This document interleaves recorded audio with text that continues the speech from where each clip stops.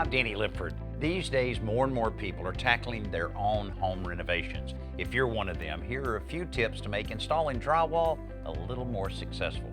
First, you need an accurate measurement of the wall and ceiling areas you're covering so you can buy enough drywall. Each board should hang horizontally with both ends resting on a stud or ceiling joist. Use a utility knife to score the front side of the board at the dimension you need.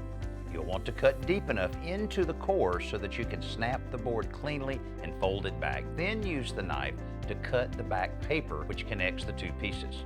To cut around electrical outlets, windows, and doors, you'll need to use a keyhole saw.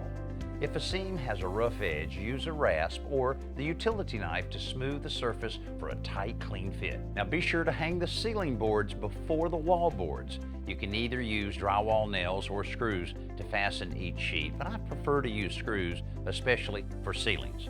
To cover each seam, you'll want to coat it with joint compound before you firmly press down the paper joint tape over the seam. Be sure to squeeze out all of the bubbles so you get a really good bond.